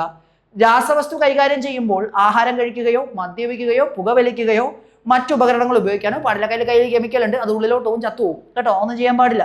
ദെൻ അതൊക്കെ നിങ്ങൾ ഓഫീസറായിട്ട് മാറുമ്പോൾ നിങ്ങൾക്ക് ട്രെയിനിങ് ലഭിക്കുന്നതായിരിക്കും കേട്ടോ. ദെൻ സമ്പർക്ക നിയന്ത്രണങ്ങളും വ്യക്തിഗത സംരക്ഷണവും. ആദ്യം എഞ്ചിനീയറിംഗ് നിയന്ത്രണം.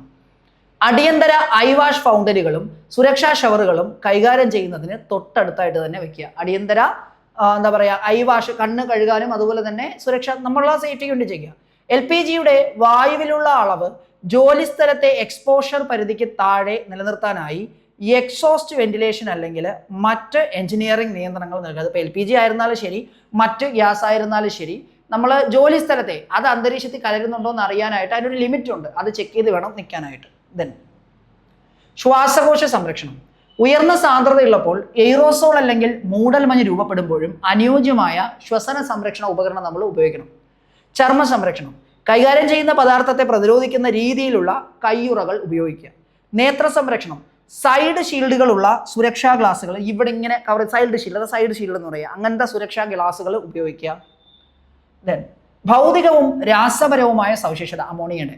അമോണിയ നിറമില്ലാത്ത വാതകമാണ്, പക്ഷേ അമോണിയയ്ക്ക് ഒരു പഞ്ചന്റ് സ്മെല്ലുണ്ട്. അമോണിയയ്ക്ക് ഗന്ധം. pH മൂല്യം 10.6 to 11, ദ്രവണാംഗം -77 degree Celsius melting point, boiling point -33.5 degree Celsius, -33.5 degree Celsius ആണ്. അപ്പൊ അത് അന്തരീക്ഷം നമ്മളെ നോർമൽ ടെമ്പറേച്ചറിൽ അത് ഗ്യാസ് ആയിട്ടാണ് കാണുന്നത്. ലയത്വം, ജലത്തിൽ ഏറ്റവും നന്നായി ലയിക്കുന്നു. പക്ഷെ അമോണിയ കൊണ്ടുപോകുമ്പോൾ കംപ്രസ് ചെയ്ത് എന്തായിട്ടായിരിക്കും കൊണ്ടുപോകുന്നത്? ലിക്വിഡ് ഫോമിലായിരിക്കും കൊണ്ടുപോകുന്നത്. ജലത്തിൽ നന്നായി എന്തിയുടെ ലയിക്കും, ജലത്തിൽ നന്നായി ഇത് ലയിക്കുന്നതാണ്. ആ ഒരു കാര്യം കൂടെ ആലോചിക്കാം. സ്ഥിരതയും പ്രതിപ്രവർത്തനവും പ്രത്യേകതകൾക്കനുസരിച്ച് ഉപയോഗിക്കുന്നു. സംഭരിക്കുകയും ചെയ്താൽ വിഘടിക്കില്ല. ഓക്സിഡൈസിങ് ഏജന്റുകൾ ശക്തമായ ആസിഡുകൾ, ആൽക്കലികൾ എന്നിവയായി പ്രവർത്തിക്കും. ആരുമായിട്ടൊക്കെ റിയാക്ട് ചെയ്യും? ഓക്സിഡൈസിങ് ഏജന്റുമായിട്ടും ആസിഡ്സുമായിട്ടും ആൽക്കലീസുമായിട്ടും പ്രവർത്തിക്കും. സ്ഫോടനാത്മകമായിട്ടുള്ള റിയാക്ഷൻസും ഉണ്ടാവും, പൊട്ടിത്തെറിക്കാം കോണ്ടാക്ട് വരുമ്പോൾ. അടുത്ത് വിഷശാസ്ത്രപരമായ വിവരം. വായുവിൽ ഉയർന്ന അളവിലുള്ള അമോണിയയുടെ സാന്നിധ്യം മൂക്ക്, തൊണ്ട, ശ്വാസകോശം എന്നിവയ്ക്ക് ദോഷകരമാണ്. പാരിസ്ഥിതിക വിവരങ്ങൾ. അന്തരീക്ഷത്തിലെ മറ്റു വാതകങ്ങളുമായി അമോണിയ പ്രവർത്തിച്ച് അമോണിയം രൂപപ്പെടും. ഇത് ഹൃദയ ശ്വസനാരോഗ്യ സംവിധാനങ്ങളുടെ പ്രതികൂലമായി ബാധിക്കും. പിന്നെ നൈട്രജൻ നിക്ഷേപനം, അതുപോലെ സസ്യങ്ങളിൽ നേരിട്ടുള്ള വിഷബാധ ഉണ്ടാക്കും. ഇതെന്തിയുടെ സസ്യങ്ങളിൽ നേരിട്ടുള്ള വിഷബാധ ഉണ്ടാക്കും അമോണിയ. ഓക്കെ. നിർമ്മാർജ്ജന വിവരം. എങ്ങനെ ഇത് മാനേജ് ചെയ്യാം? ഉൽപ്പന്നമല്ലെങ്കിൽ കണ്ടെയ്നറുകൾ വീട്ടിലെ മാലിന്യങ്ങൾക്കൊപ്പം സംസ്കരിക്കരുത്. ഉൽപ്പന്നം മലിന സംവിധാനത്തിലേക്കോ തുറന്ന ജലത്തിലേക്കോ എത്താൻ അനുവദിക്കരുത്. ഇതിനടുത്ത് കടത്തൽ വിവരങ്ങൾ എങ്ങനെ കൊണ്ടുപോകുന്നതെന്ന്. അമോണിയ സാധാരണയായി താപസംരക്ഷിത ടാങ്കുകളിലാണ് കൊണ്ടുപോകുന്നത്. സാധാരണയായിട്ട് എങ്ങനെയാണ് കൊണ്ടുപോകുന്നത്? താപസംരക്ഷിത ടാങ്കുകളിലാണ്, ഹീറ്റ് പ്രൊട്ടക്റ്റഡ് ആയിട്ടുള്ള ടാങ്കിലാണ് ടാങ്കറിലാണ് കൊണ്ടുപോകുന്നത്. ഓക്കെ, നോക്കുക. നിയന്ത്രണ വിവരങ്ങൾ. ഫെഡറൽ നിയമത്തിന്റെ ഭാഗമായി അമോണിയ ഉൽപാദനം നിയന്ത്രിക്കുന്നതിന് അധികാരം നൽകുന്നത് ക്ലീൻ എയർ ആക്ട്. അമോണിയ ഉൽപ്പാദിപ്പിക്കുന്നതിന് അധികാരം നൽകുന്നത് ക്ലീൻ എയർ ആക്ട് ആണ്. മറ്റു വിവരങ്ങൾ NIOSH ഞാൻ പറഞ്ഞു, national institute for occupational safety and health. അതിന്റെ സ്റ്റാൻഡേർഡ് ആയിട്ടുള്ള സാധനങ്ങൾ ഉപയോഗിക്കുമ്പോൾ നമ്മൾ പറഞ്ഞില്ലേ നേരത്തെ. എന്താണ് NIOSH? National institute for occupational safety and health, OEL, occupational exposure limit. ക്ഷാര സ്വഭാവമുള്ള വാതകമാണ്, ഏക വാതകമാണ് അമോണിയ. ബേസിക് നേച്ചർ ഉള്ള അല്ലെങ്കിൽ ക്ഷാര സ്വഭാവമുള്ള ഏക വാതകമാണ് അമോണിയ. ബേസിക് നേച്ചർ അല്ലെങ്കിൽ ക്ഷാര സ്വഭാവമുള്ള ഏക വാതകമാണ് അമോണിയ. അതും കൂടി ഒന്ന് ഓർത്തിരിക്കുക. അടുത്ത് നമ്മൾ പഠിക്കാൻ പോകുന്ന ക്ലോറിൻ്റെ മെറ്റീരിയൽ സേഫ്റ്റി ഡാറ്റാ ഷീറ്റാണ്. അടുത്ത് പഠിക്കുന്ന വാതകം ക്ലോറിൻ. ഇതുപോലെയാണ് 16 എണ്ണവും നമുക്ക് പറയണം. തിരിച്ചറിയൽ. ഉൽപ്പന്നത്തിന്റെ പേര് ക്ലോറിൻ, വ്യാവസായിക നാമവും ക്ലോറിൻ ആണ്. മറ്റു പേരുകൾ അറ്റോമിക് ക്ലോറിൻ എന്നും ഡൈക്ലോറിൻ എന്നോ മോളിക്കുലാർ ക്ലോറിൻ എന്നോ പറയും. മറ്റു പേരുകൾ atomic chlorine, diatomic chlorine, dichlorine, molecular chlorine. രാസസൂത്രം Cl2. രാസസൂത്രം Cl2. ക്ലോറിനും വാതകാവസ്ഥയിലാണ്. സാധാരണ രീതിയിൽ അതും വാതകാവസ്ഥയിലാണ് കാണുന്നത്. അടുത്ത് അപകട സാധ്യത തിരിച്ചറിയൽ. അപകട പ്രസ്താവന: തീവ്രമായ തീയുണ്ടായിരിക്കും, ഹസാർഡ് സിമ്പലും കാണണം, ഓക്സിഡൈസർ ആണ്, തൊലിപ്പുറത്ത് പൊള്ളലുകൾക്കും കണ്ണിന് കേടുപാടുകളും ഉണ്ടാക്കുന്നുണ്ട്, ശരീര അവയവങ്ങളിലും ക്ലോറിൻ കേടുപാടുകൾ സൃഷ്ടിക്കും. ജലജീവികളിൽ വിഷമയമായി പരിണമിക്കാം. ഈ ക്ലോറിൻ ജലജീവികളിൽ ചിലപ്പോൾ പോയിസണസ് ആയേക്കാം. അപായ സൂചന എന്താ? ഡേഞ്ചർ തന്നെയാണ്. മൂന്നിലൊന്ന് ഡേഞ്ചർ തന്നെയാണ് വരുന്നത്. ദെൻ ഘടക പദാർത്ഥങ്ങളുടെ ഘടന. ക്ലോറിൻ തന്നെയാണ്, 100% ക്ലോറിൻ തന്നെയാണ്. Cl2 100% ക്ലോറിൻ തന്നെയാണ് വരുന്നത്. ദെൻ പ്രഥമ ശുശ്രൂഷ നടപടികൾ. കണ്ണ് ക്ലോറിനുമായിട്ട് നമ്മൾ എന്താ പറയുക, ആ ഒരു കോണ്ടാക്റ്റിൽ വന്നു കഴിഞ്ഞാൽ കുറഞ്ഞത് 15 മിനിറ്റെങ്കിലും കണ്ണുകൾ ശുദ്ധമായ വെള്ളത്തിൽ നന്നായി കഴുകുക. കുറഞ്ഞത് 15 മിനിറ്റെങ്കിലും കണ്ണുകൾ എന്ത് ചെയ്യുക? ശുദ്ധമായ വെള്ളത്തിൽ നന്നായി കഴുകുക. കൺപോളകൾ തുറന്നു പിടിക്കുക. നേത്ര രോഗ വിദഗ്ധനെ ഉടൻ ബന്ധപ്പെടാം. ശ്വസനം: ശുദ്ധവായുവിലേക്ക് നീക്കം ചെയ്ത് ശ്വസിക്കാൻ സൗകര്യപ്രദമായ സ്ഥാനത്ത് വിശ്രമിക്കുക. അപ്പോൾ പ്രോപ്പറായിട്ട് എവിടെയാണോ നിൽക്കേണ്ടത് അവിടെ നിൽക്കുക. അതായത് അതിന് എക്സ്പോഷറിൽ നിന്ന് മാറിയിട്ട് നിൽക്കുക. ദെൻ ശ്വസനത്തിന് ബുദ്ധിമുട്ടുണ്ടെങ്കിൽ കൃത്രിമ ശ്വാസം അവിടെ നൽകണം. പരിശീലനം ലഭിച്ച ഉദ്യോഗസ്ഥൻ മാസ്ക് ഓക്സിജൻ കൊടുക്കുകയും വേണം കേട്ടോ. ആവശ്യമെങ്കിൽ വൈദ്യസഹായം തേടുക. മുന്നറിയിപ്പ്: രാസപരമായ പൊള്ളലുകൾ ഒഴിവാക്കാൻ രക്ഷാപ്രവർത്തകൻ ഇരയിൽ നിന്ന് പുറന്തള്ളുന്ന വായു ശ്വസിക്കുന്നത് ഒഴിവാക്കണം. അതായത് രക്ഷാപ്രവർത്തകൻ ഈ പൊള്ളലുണ്ടാക്കും. അപ്പോൾ ഇരയിൽ നിന്ന് പുറന്തള്ളപ്പെടുന്ന വായു അല്ലെങ്കിൽ ഇവയിൽ നിന്നുള്ള വായു ഉണ്ടല്ലോ, അതിൽ നിന്ന് ജസ്റ്റ് ഒന്ന് മാറി നിൽക്കാൻ നോക്കണം. അല്ലെങ്കിൽ ഈ ഫസ്റ്റ് എയ്ഡ് കൊടുക്കുന്ന ആൾക്ക് പൊള്ളലേൽക്കും, രാസപ്രവർത്തനം ഉണ്ടാവും. ദെൻ ത്വക്ക്: നീരാവി ശ്വസിക്കുന്നത് ഒഴിവാക്കുക. നീരാവി വന്നു കഴിഞ്ഞാൽ പൊള്ളലേൽക്കാം. ബാധിത പ്രദേശങ്ങൾ ഉടൻ തന്നെ ധാരാളം വെള്ളം ഉപയോഗിച്ച് 15 മിനിറ്റെങ്കിലും കഴുകുക.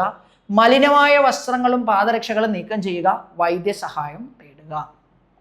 ദെൻ അഗ്നിശമന നടപടി. അഗ്നിശമന മാധ്യമം: ചുറ്റുമുള്ള അഗ്നിബാധയ്ക്കനുസരിച്ച് ഉചിതമായ മാധ്യമം ഉപയോഗിക്കുക. അതായത് എന്താണോ നമുക്കവിടെ രക്ഷപ്പെടുത്തത്തിന് വേണ്ടത് ആ ഒരു മാർഗം വേണം ഉപയോഗിക്കാനായിട്ട്. നമ്മൾ അഗ്നിശമന മാധ്യമങ്ങൾ നമ്മൾ പഠിക്കും. പദാർത്ഥത്തിൽ നിന്നോ മിശ്രിതത്തിൽ നിന്നോ ഉണ്ടാകുന്ന അപകടം. ക്ലോറിൻ ഓക്സിഡൈസർ ആയതിനാൽ അസെറ്റലിൻ, ഈഥർ, അമോണിയ, ഹൈഡ്രജൻ തുടങ്ങിയവയുമായി സ്ഫോടനാത്മകമായി പ്രതികരിക്കും. ചുറ്റുമുള്ള അസെറ്റലിൻ, ഈഥർ, അമോണിയ, ഹൈഡ്രജൻ തുടങ്ങിയവയുമായിട്ടൊക്കെ എന്ത് ചെയ്യൂടെ? ക്ലോറിൻ പൊട്ടിത്തെറിക്കുന്ന രീതിയിൽ അവയുമായിട്ട് കോൺടാക്ട് ആയാൽ പൊട്ടിത്തെറിച്ചേക്കാം, എക്സ്പ്ലോസീവായിട്ട് റിയാക്ട് ചെയ്തേക്കാം. അഗ്നിശമന സേനാംഗങ്ങൾക്കുള്ള ഉപദേശം: അപകട സ്ഥലത്ത് നിന്ന് എല്ലാ ജീവനക്കാരെയും ഒഴിപ്പിക്കുക. സ്വയം ഉൾക്കൊള്ളുന്ന ശ്വസന ഉപകരണങ്ങൾ, അതായത് നമുക്ക് തന്നെ കൊണ്ടുനടക്കാൻ പറ്റുന്നത്. ദെൻ സംരക്ഷണ വസ്ത്രങ്ങളും ഉപയോഗിക്കണം. അതായത് ഓക്സിജൻ സിലിണ്ടറും മാസ്കും വെച്ച് സേഫ്റ്റി ഡ്രസ്സ് വിട്ടിട്ട് മാത്രമേ രക്ഷാപ്രവർത്തനത്തിന് പോകാവൂ. ഓക്കെ. ദെൻ പരമാവധി ദൂരത്തിൽ നിന്ന് വെള്ളം ഉപയോഗിച്ച് കണ്ടെയ്നറുകൾ തണുപ്പിക്കുക. പരമാവധി ദൂരത്തിൽ നിന്ന് വെള്ളം ഉപയോഗിച്ച് കണ്ടെയ്നർ തണുപ്പിക്കുക. ജ്വലന സ്രോതസ്സുകൾ നീക്കം ചെയ്യുക. അടുത്ത് അപ്രതീക്ഷിത പുറന്തള്ളൽ നടപടികൾ. വ്യക്തിഗത മുൻകരുതലുകൾ വേണം. സംരക്ഷിത ഉപകരണങ്ങൾ, അടിയന്തര നടപടികൾ. സുരക്ഷിതമായ സ്ഥലത്തേക്ക് ആളുകളെ ഒഴിപ്പിക്കുക. സ്വയം ധരിക്കുന്ന ശ്വസന ഉപകരണങ്ങളും വ്യക്തി സംരക്ഷണ PPE ഉപകരണങ്ങളും ധരിക്കുക. അത് വെച്ച് നമുക്ക് പോകാൻ പാടുള്ളൂ പ്രതീക്ഷിത പുറന്തള്ളൽ വന്നു കഴിഞ്ഞാൽ. ദെൻ വായുസഞ്ചാരം ഉറപ്പുവരുത്തുക. അഴുക്കുചാലുകൾ, ബേസ്മെന്റുകൾ, വർക്ക് പിറ്റുകൾ എന്നിവിടങ്ങളിലേക്കുള്ള പ്രവേശനം മൂലമുണ്ടാകുന്ന ഉൽപ്പന്നത്തിന്റെ കുമിഞ്ഞുകൂടൽ അപകട സാധ്യത ഉണ്ടാക്കും. അതങ്ങനെ അക്യുമുലേറ്റ് ചെയ്ത് കഴിഞ്ഞാൽ എന്തെയുടെ അപകട സാധ്യത ഉണ്ടാക്കും. അപ്പോൾ അതൊന്ന് എന്ത് ചെയ്യണം? ശ്രദ്ധിച്ചോണം. ദെൻ പാരിസ്ഥിതിക മുൻകരുതലുകൾ. മാലിന്യം ചുറ്റുപാടുമുള്ള അന്തരീക്ഷത്തെ മലിനമാക്കുന്നത് തടയുക. മണ്ണ്, ജലമലിനീകരണം എന്നിവ തടയുക. പ്രാദേശിക ദേശീയ അന്തർദേശീയ നിയന്ത്രണങ്ങൾക്കനുസരിച്ചുള്ള കണ്ടെയ്നറുകൾ ആ റൂൾ അനുസരിച്ച് വേണം കണ്ടെയ്നർ എന്ത് ചെയ്യാൻ? നീക്കം ചെയ്യാനായിട്ട്, ക്ലോറിൻ ലീക്ക് ഔട്ട് ആയിട്ടുള്ള. ദെൻ കൈകാര്യം ചെയ്യലും സംഭരണവും. സിലിണ്ടറുകൾ കൈകാര്യം ചെയ്യുമ്പോൾ സംരക്ഷണ കയ്യുറകളും പാദരക്ഷകളും ധരിക്കുക. എണ്ണ, കൊഴുപ്പ് തുടങ്ങിയ ജ്വലന സ്രോതസ്സുകളും അന്ന് ഒഴിവാക്കുക. 125 ഡിഗ്രി ഫാരൻഹീറ്റ്, അതായത് 52 ഡിഗ്രി സെൽഷ്യസിൽ കവിയാത്ത സ്ഥലങ്ങളിൽ മാത്രം സംഭരിക്കുക. 52 ഡിഗ്രി സെൽഷ്യസിൽ കൂടുതൽ ടെമ്പറേച്ചർ വരുവാണെങ്കിൽ അത് പൊട്ടും. ദെൻ സമ്പർക്ക നിയന്ത്രണങ്ങൾ. അതിൽ ആദ്യം എഞ്ചിനീയറിംഗ് നിയന്ത്രണങ്ങളാണ്. ഒരു അടച്ച സംവിധാനത്തിൽ മാത്രമേ ക്ലോറിൻ ഗ്യാസ് ഉപയോഗിക്കാവൂ. ഒരു കൊറോഷൻ പ്രതിരോധ സംവിധാനം ഉപയോഗിക്കാവുന്നതാണ്. ക്ലോറിൻ കൊറോസീവ് ഗ്യാസ് ആണ് കേട്ടോ. ദെൻ നേത്ര സംരക്ഷണം. സൈഡ് ഷീൽഡുകളുള്ള സുരക്ഷാ ഗ്ലൗസുകൾ ധരിക്കാം. ദെൻ ട്രാൻസ് ഫില്ലിംഗ് ചെയ്യുമ്പോഴും ട്രാൻസ്ഫർ കണക്ഷൻ പൊട്ടുമ്പോഴും ഫേസ് ഷീൽഡുകൾ ധരിക്കാം. ഫേസ് ഷീൽഡും ഉപയോഗിക്കണം. ദെൻ ചർമ്മ സംരക്ഷണം. സിലിണ്ടർ കൈകാര്യം ചെയ്യുമ്പോൾ മെറ്റാടാർസൽ ഷൂവും കൈയുറകളും ഉപയോഗിക്കുക. മെറ്റാടാർസൽ ഷൂവും കൈയുറകളും, അതായത് മെറ്റാടാർസൽ ഷൂ എന്ന് പറഞ്ഞാൽ നമ്മുടെ ഈ പാദം കവർ ചെയ്ത് വരുന്ന ഫുള്ളിയുള്ള ഷൂസ് ഉണ്ടല്ലോ, അത് ഉപയോഗിക്കണം. അതുപോലെ തന്നെ നമ്മുടെ കൈയുറകളും ഉപയോഗിക്കണം. മറ്റേ ഇതുവരെയുള്ളവർ നമ്മുടെ വർക്ക് ഷൂസ് ഇല്ലേ, സേഫ്റ്റി ഷൂസ്. അത് ശ്വസന സംരക്ഷണം. എക്സ്പോഷർ നില കവിയുകയാണെങ്കിൽ വായു വിതരണം ചെയ്യുന്ന ശുദ്ധീകരിക്കുന്ന കാട്രിഡ്ജുകൾ ഉപയോഗിക്കാം. എക്സ്പോഷർ കഴിയുവാണെങ്കിൽ കൂടുതലെടുത്ത് നമ്മൾക്ക് നല്ല ഗ്യാസ് ശ്വസിക്കേണ്ടതായിട്ട് വരും. ദെൻ ഭൗതികവും രാസപരവുമായ സവിശേഷത.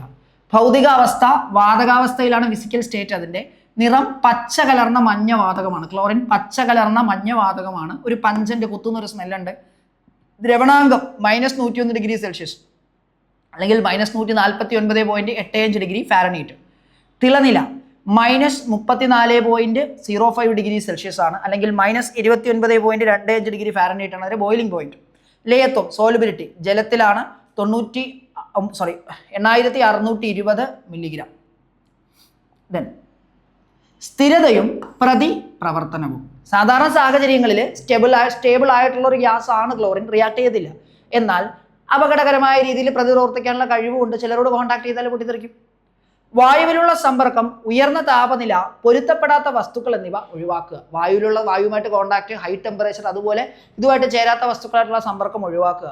വിഘടിക്കുന്നതിലൂടെ ലഭിക്കുന്ന അപകടകരമായ ഉൽപ്പന്നങ്ങളാണ് വിഷപ്പുക, ക്ലോറൈഡ്. അപ്പോൾ ഈ പറഞ്ഞ ക്ലോറിൻ വിഘടിക്കുമ്പോൾ ലഭിക്കുന്ന അപകടകരമായ ഉൽപ്പന്നമാണ് നമ്മുടെ വിഷപ്പുകയും ക്ലോറൈഡും ഒക്കെ. ദെൻ വിഷശാസ്ത്രപരമായ വിവരം. വാതകം ശ്വസിക്കുന്നത് മാരകമായി ദോഷം ചെയ്യും. ഇത് ഇൻഹേൽ ചെയ്യുന്നത് മാരകമായിട്ട് എന്ത് ചെയ്യും? ദോഷം ചെയ്യും. വാതകം മൂലം തൊലിപ്പുറത്ത് പൊള്ളലുകൾ, കണ്ണിന് കേടുപാടുകൾ, ശ്വസന തടസ്സം എന്നിവ ഉണ്ടാക്കും. ഈ വാതകം മൂലം തൊലിപ്പുറത്ത് പൊള്ളലുകൾ, കണ്ണിന് കേടുപാട്, ശ്വസന തടസ്സം തുടങ്ങിയവയൊക്കെ ഉണ്ടാവും. ദെൻ പാരിസ്ഥിതിക വിവരം. ജലജീവികൾക്ക് വളരെയധികം വിഷാത്മകമാണ് ക്ലോറിൻ. ഉൽപ്പന്നത്തിന്റെ ഉയർന്ന അസ്ഥിരത, വോളറ്റിലിറ്റി, ഭൂഗർഭജല മലിനീകരണങ്ങൾ ഉണ്ടാക്കാനും സാധ്യതയില്ല. അതായത് ഭൂഗർഭജലം താഴോട്ട് പോകത്തില്ല, അതിന് മുന്നേ അത് അൺസ്റ്റേബിൾ പോകും. ജലീയ പാരിസ്ഥിതിക സംവിധാനത്തിൽ pH മാറ്റങ്ങൾക്ക് കാരണമായേക്കാം. അതായത് നമ്മുടെ ജലത്തിൽ കലരുന്നത് pH മാറാൻ കാരണമാകും കേട്ടോ ക്ലോറിൻ. അതായത് തീരങ്ങ് ഭൂഗർഭജലത്തിൽ ഡീപ്പ് ചെയ്ത് പോയിട്ട് വലിയൊരു പ്രശ്നം ഉണ്ടാക്കില്ല. അപ്പം നിങ്ങൾ പലരും ആലോചിക്കും, ഈ നമ്മൾ ബ്ലീച്ചിങ് പൗഡർ വെള്ളത്തിൽ ഇടുന്നുണ്ടല്ലോ, അപ്പോൾ അത് ഈ ഒരു സ്റ്റേറ്റിലല്ല എന്നുള്ള കാര്യം മനസ്സിലാക്കുക. ബ്ലീച്ചിങ് പൗഡർ നമ്മളിപ്പോൾ എന്താ പറയുക, കിണറ്റ് വെള്ളത്തിലൊക്കെ നമ്മൾ ബ്ലീച്ചിങ് പൗഡർ അപ്ലൈ ചെയ്യാറുണ്ട്. അതിലെ മേജർ കമ്പോണൻറ്റ് ക്ലോറിൻ തന്നെയാണ്. ക്ലോറിനേഷൻ ആ പ്രോസസ്സിന് പറയുക, അണുനശീകരണത്തിന് വേണ്ടി ക്ലോറിൻ ചെയ്യുന്നതാണ്. പക്ഷെ അത് ഈ വിഷവാതകം പോലെയല്ല അത് വരുന്നത്. അല്ലെങ്കിൽ അവിടെ എന്താ പറയുക, കുറച്ചുകൂടി നോർമലൈസ്ഡ് ആയിട്ടുള്ള രീതിയിലായിരിക്കും അപ്ലൈ ചെയ്യുന്നത്. ഭൂഗർഭ ജലത്തിൽ പിന്നീട് വരുന്ന ജലത്തെ അത് പൂർണ്ണമായിട്ട് അങ്ങ് താഴെ പോയൊന്നും ബാധിക്കത്തൊന്നുമില്ല കേട്ടോ, അത് മനസ്സിലാക്കുക. ദെൻ നിർമ്മാർജ്ജന പരിഗണനകൾ. ശേഷിക്കുന്നതും ഉപയോഗിക്കാത്തതുമായ ഉൽപ്പന്നം സ്വയം നീക്കം ചെയ്യാൻ ശ്രമിക്കരുത്. കണ്ടെയ്നർ വിതരണക്കാർക്ക് തിരികെ നൽകുക. ഉപയോഗിക്കാത്ത സാധനം എന്ത് ചെയ്യുക, സ്വയം നമ്മൾ നിർമ്മാർജ്ജനം ചെയ്യരുത്. കണ്ടെയ്നർ ആരുടെ പ്രോഡക്റ്റ് മേടിച്ച് അവർക്ക് തിരിച്ചു കൊടുക്കുക. അവരാണ് അത് ഡിസ്പോസ് ചെയ്യേണ്ട പ്രോട്ടോക്കോൾ ഉള്ളത്. കടത്തൽ വിവരം. ഡ്രൈവറുടെ കമ്പാർട്ട്മെന്റിൽ നിന്ന് ലോഡ് സ്പേസ് വേർതിരിക്കാത്ത വാഹനങ്ങളിൽ ഉൽപ്പന്നം കടത്തുന്നത് ഒഴിവാക്കുക. അതായത് ഡ്രൈവർ കമ്പാർട്ട്മെന്റും ലോഡ് സ്പേസും സെപ്പറേറ്റഡ് ആയിരിക്കണം. അതായത് ഒറ്റ ചേംബറിലായിട്ട് പോകത്തില്ല. അതായത് ടാങ്കർ കട്ട് സെപ്പറേറ്റ് ആയിരിക്കും, ഡ്രൈവറിന്റെ ക്യാബിൻ സെപ്പറേറ്റ് ആയിരിക്കും. ദെൻ ഉൽപ്പന്നത്തിന്റെ അപകട സാധ്യതയെക്കുറിച്ച്, പെട്ടെന്ന് അപകടമുണ്ടായാൽ എന്ത് ചെയ്യണം എന്നതിനെക്കുറിച്ച് ഡ്രൈവർക്ക്, അതായത് പെട്ടെന്ന് ലീക്കേജ് പറ്റിയ കാര്യങ്ങൾ ഉണ്ടായാൽ എന്ത് ചെയ്യണമെന്ന് ഡ്രൈവർക്ക് എന്ത് ചെയ്യുക, ആ ഒരു ബോധം കൊടുക്കുക. ദെൻ നിയന്ത്രണ വിവരങ്ങൾ. എന്താ പറയുക, നിലവിൽ രജിസ്റ്റർ ചെയ്തിട്ടുള്ള എല്ലാ കീടനാശിനികളിലും ക്ലോറിൻ അടങ്ങിയിരിക്കുന്നു. അപ്പോൾ എന്ത് ചെയ്യുക, അവ മനുഷ്യർക്ക് പ്രതികൂല പ്രത്യാഘാതങ്ങൾ ഉണ്ടാക്കാതെ ഉപയോഗിക്കാം. അതായത് നിലവിൽ ഉള്ളതിൽ നമുക്ക് എന്താ മാക്സിമം മനുഷ്യർക്ക് പ്രത്യാഘാതം ഉണ്ടാക്കാതെ ഉപയോഗിക്കാം. മറ്റു വിവരം. വായുവിനേക്കാൾ ഭാരമുള്ള വാതകം പരിമിതമായ ഇടങ്ങളിൽ, പ്രത്യേകിച്ച് ഭൂനിരപ്പിൽ നിന്ന് താഴെ ശേഖരിക്കപ്പെടും. സെൽഫ് കണ്ടെയ്ൻഡ് ബ്രീത്തിങ് അപ്പാരറ്റസ് നമ്മൾ ഉപയോഗിക്കണം ഇതുമായിട്ട് ബന്ധപ്പെട്ട്. അപ്പം നമ്മൾ ഇതിനു വേണ്ടിയിട്ടാണ് നമ്മൾ രക്ഷാപ്രവർത്തനത്തിൽ ഏർപ്പെടുമ്പോൾ പലപ്പോഴും നമ്മൾ ഇവിടെ പഠിക്കുന്ന സമയത്ത് മെറ്റീരിയൽ സേഫ്റ്റി ഡാറ്റ ഷീറ്റ് പഠിച്ച സമയത്തൊക്കെയും നമ്മൾ ഒരു ഫയർ സർവീസ് ഉദ്യോഗസ്ഥൻ്റെ പോയിന്റ് ഓഫ് വ്യൂവിൽ നിന്നാണ് നമ്മൾ ഇവിടെ നിൽക്കുകയും പഠിക്കുകയും ചെയ്യേണ്ടത്. ഓക്കെ, ഒരു ഫയർ സർവീസ് ഉദ്യോഗസ്ഥൻ രക്ഷാപ്രവർത്തനത്തിന് പോകുമ്പോൾ എന്തൊക്കെ കാര്യങ്ങൾ അറിഞ്ഞിരിക്കണം, നമ്മൾ ആ ഒരു ആസ്പെക്റ്റിൽ നിന്ന് വേണം ഈ ഒരു ക്ലാസ് മുഴുവൻ കാണാനും. ഇതിൻ്റെ മെറ്റീരിയൽ നിങ്ങൾക്ക് ലഭ്യമാവും, അത് വായിക്കണം കേട്ടോ. അത് ആ ഒരു മൈൻഡ് സെറ്റിൽ തന്നെ അത് വായിക്കുക, അല്ലെങ്കിൽ നമുക്ക് മനസ്സിലാവില്ല. അപ്പോൾ ഇനി അടുത്ത് വരുന്ന ക്ലാസ്സിൽ ഫയർ എക്സ്റ്റിംഗ്വിഷേഴ്സും തീ അണക്കൽ പ്രക്രിയയുമായിട്ട് വീണ്ടും കണ്ടുമുട്ടാം. അതുവരേക്കും താങ്ക് യു ഓൾ. എല്ലാ കുട്ടികൾക്കും വിജയാശംസകൾ. മറ്റൊരു ക്ലാസ്സിൽ നമുക്ക് വീണ്ടും കാണാം. ഓക്കെ.